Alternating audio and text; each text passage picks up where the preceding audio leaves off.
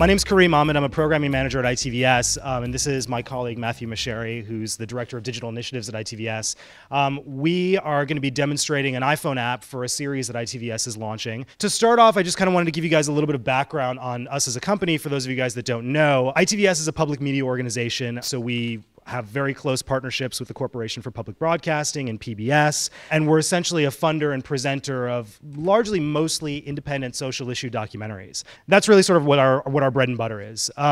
It's very much sort of tied to our mission of serving underrepresented audiences and fostering diversity and really expanding civic discourse. But for a long time, we've also had this very strong commitment to doing fiction work, which has been really challenging for us as a public media organization, largely because of challenges regarding independent narrative budgets and distribution on PBS, which for narratives it continues to be a challenge. But nevertheless, fiction filmmakers are a big part of our constituency, and so we've been wanting to do something unique with fiction for a long time. While we're sort of trying to figure out the best way to sort of strategize for that, concurrently there are a lot of really interesting opportunities arising in terms of moving into the digital sphere, and a lot of public media organizations and obviously commercial organizations as well are moving more into the digital sphere. And so, as we were kind of thinking about it, we thought that there was a really great opportunity to sort of marry the challenges that we're having getting distribution for fiction films with moving more into the digital space. Obviously, it becomes clear that we need to sort of shrink the format and work with shorts, but at the same time, we wanted the thematic content to be very cohesive,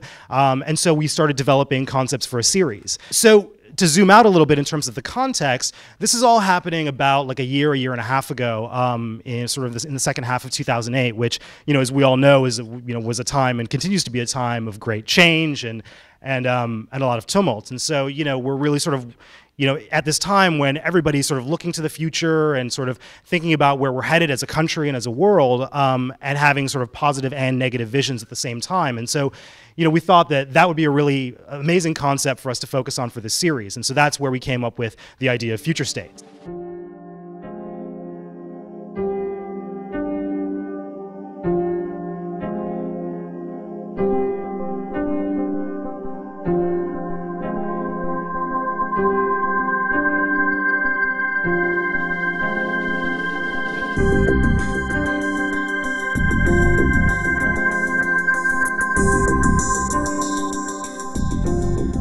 We developed an anthology series of fictional shorts, all up to 15 minutes. Each episode, a different filmmaker crafts a vision of the not-too-distant future, and in creating these futuristic stories, using elements of speculative fiction, using elements of science fiction, uses those visions of the future to comment on current events. And so that's really sort of where it sort of circles back to the ITVS mission of really, again, stimulating civic discourse and really fostering diversity in terms of perspectives on social issues that are going on in the world. Each episode is very sort of science fiction, very sort of fantastical, but at the same time, it was really important for us to do something different with these series.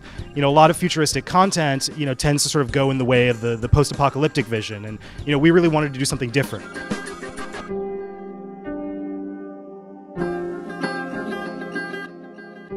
When we're thinking about how we're going to distribute this material, there's a lot of options available to us. We thought about generating a microsite, bringing some of the content to pbs.org, working with other digital distribution partners that we've developed, and also through our relationships with PBS.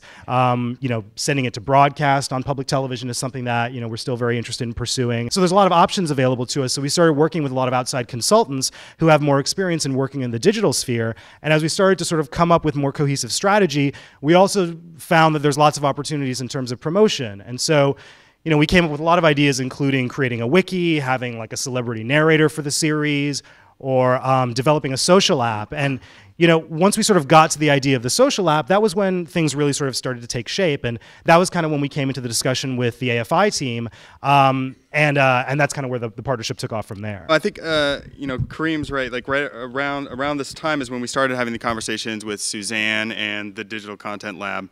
It's still pretty early on in the stages of the series, and so we were still kind of brainstorming about how this can be a truly transmedia project.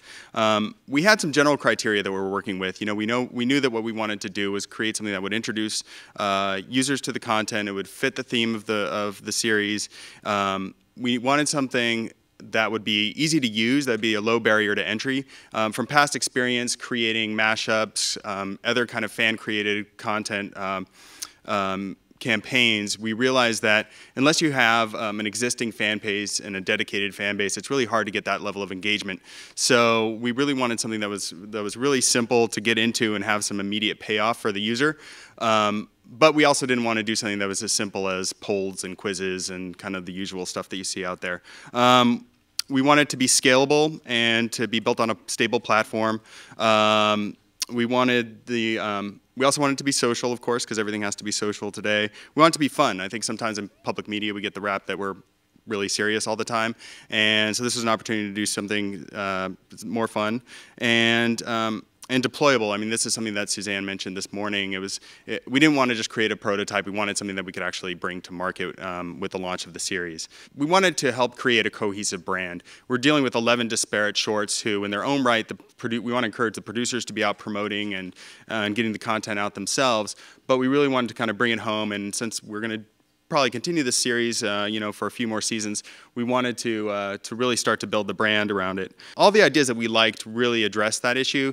So, for example, like the narrator or the wiki, but the one that we kind of landed on was the idea of a mobile app, in particular a social app, primarily because that was something that we really didn't have expertise in-house, and it was kind of an ideal thing to work with the lab on. We chose to create an iPhone app, I think for a lot of obvious reasons. Also, it made sense for us to build it as an application because we had these kind of two things, and the application platform was flexible enough to kind of meet the goals of create a great viewing environment for the films, but also be able to build this other feature into it. So to be able to house both those things into one application made sense.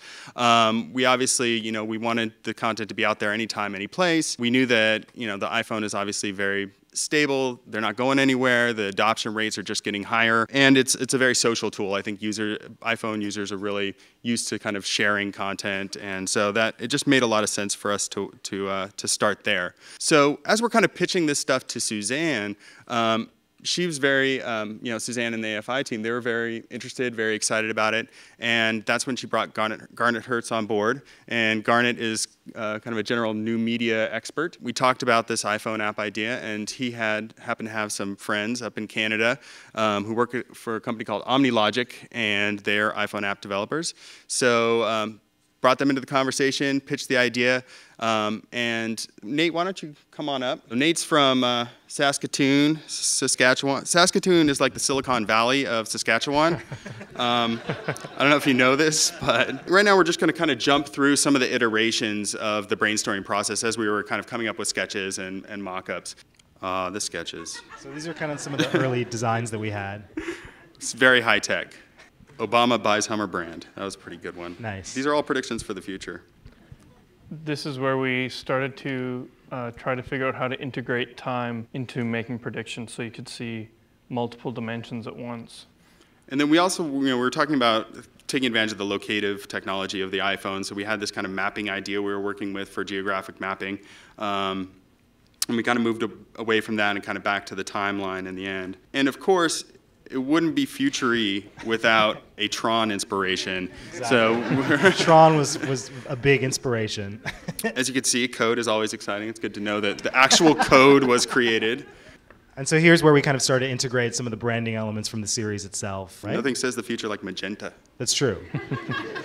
Magenta is the new black. So what you can see here is we've basically got the main menu for the app here. And so, it's very simple, very straightforward, but, it's designed to be, branded with our elements and also very immersive. So, you have the two buttons to watch the future and predict the future, right? And so those are the two main functions that the app has. And so we'll start by going to watch the future, which, as you can see there, we basically got a little thumbnail mosaic of all the different episodes there. So let's click through to one of the episode pages. So this is the episode page for Mr. Green, which is one of the episodes of FutureStates, directed by Greg Pak, which is, if you scroll down, we have a synopsis for it there, which gives you the synopsis. It's a parable about change in which a jaded government undersecretary becomes the unwitting test subject in an experimental program to curb global warming. And as you can see, there's the credits there, and you scroll back up, and we've got some photos, both screenshots and behind-the-scenes images, just to kind of give you some of the ancillary content that we developed from the series. And then, of course, up in the top right corner, you are able to watch the video. One of the things that we'll be building into the episode page as well is you scroll down and there'll be some basic comments functions where users can basically just make straightforward comments about the episode, what they think about it, what they think about the subject matter, things like that. Nate, I don't know if you wanted to mention anything about some of the back-end features here? The thing that was always in the back of our mind was how to get a lot of stuff done really fast. We looked into ways to rapidly prototype a native iPhone application, and we decided to use PhoneGap, and that just allows us to develop using a lot of HTML and JavaScript, which is what websites are built with. So all the scrolling and all the pictures, that's all HTML, just like a website, except it's, of course, embedded. And the watch button at the top and the episodes navigation, that's native code. And so we were able to save some time by integrating the two. We can use a lot of native animations and stuff, and it looks really slick, and we were able to do it pretty fast, actually. We weren't quite sure exactly going into the partnership with AFI exactly sort of what we were going to develop through the partnership, and so it took us a little while to kind of get to the idea of doing this iPhone app. And once we got to this point, it was it was kind of late in the game, and we weren't really sure sort of what was going to be feasible. But these guys really banged it out. It was really amazing. So on that note, why don't we go over to the FutureFeed, which is really sort of the crown jewel of this app. So if we go to predict the future. So here's the interface. And so, basically what we've got here is we've got an interactive timeline with 3 or 4 separate areas to it. And as Nate is scrolling through this, you can see, we're going through on the right, we've got the months, and on the left, we've got years. And so you can scroll through it, and if you start on the far left, you can see at the bottom there's FutureStates. And if you click on one of those buttons, it pops up different plot points that comprise the backstory of each of the films. So here it says, Mr. Green predicts that the entire island of Manhattan becomes partially submerged, right? So this is one of the plot points that leads up to the story of Mr. Green, right? The polar ice caps melt because of global warming, and so that's sort of where this city, or this particular story is set. And so this is one of the plot points that leads up to that. And so if you look on the right there's a little comments icon. So, if you think, oh, there's no way that could possibly happen, I'm going to make a comment about that. And it gives viewers the opportunity to engage around the stories of the films themselves. The next thing we have over here in yellow is we have known future events. So, you can go through and take a look at, say, November 2012, if you wanted to look at the next US presidential election, and, just scroll to that and make a comment about what you think will happen in the presidential election, right? So as you see here, Nate's pulled up that particular prediction or that known future event, and there's the comments icon there as well. Then the third, the farthest to the right, is the fans area, and this is really where I think the app really, the majority of its power is because this is where users can go on and not just interact around the stories, the films themselves, but this is really where the users can actually interact around the subject matter of the films and make their own predictions. Someone predicts that Barack Obama will be elected to a second term. Someone thinks the first manned mission to Mars will arrive and find traces of what? Of an ancient civilization, right? And what was that one? Your card is the 5 of hearts. Okay, great, awesome. So, you can make any kind of predictions you want, right, around the films, around, your area or anything you want pretty much. And so it really allows the users to have some kind of interaction around the subject matter. So, and again, you can comment as well. So if one of your friends or someone you don't know makes some kind of wild prediction, you can go on and say, oh, no, I think this is ridiculous, or yes, I agree with you. There's a share button, and that piece hasn't been developed yet, but obviously we're going to make the idea is to allow fans to share their predictions out across the social web to Facebook and Twitter and via SMS. One of the things that's really great about the FutureFeed is that we had a lot of these different ideas about what we wanted to do with this app. We wanted to to do some kind of data visualization tool. We wanted to find a way for users to interact around the subject matter of the films in addition to the stories themselves.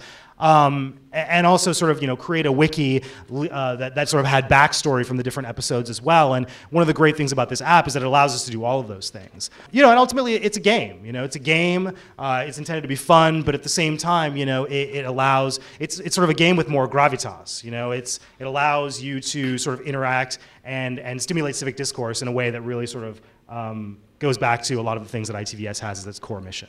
I was just talking about how fun it was going to be, and then you have to bring in the gravitas. I have to make it real, man. I have to bring it home. So, do you want to show how to make a prediction? Sure. Okay. Nate's going to the create prediction button there, and oh yeah. Does anyone Anybody have a have any prediction they'd like to predictions? make? Wait. What all was right, it? drinks at 5 p.m. at the Roosevelt Hotel. I think that's a good prediction. Is that a known prediction? I think that might be a known future event. Nice.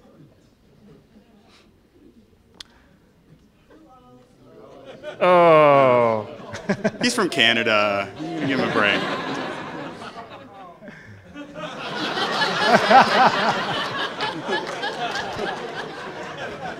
Nice. So then you want to go to the date area there? So here's where you can enter in the date. Then I think that's it. I'll create that one. Awesome. And there you go. Yeah. So I predict that we're going to finish our presentation on time. So I think it's like I think impressive. I think you could call that a known present event. That'd be a known present event.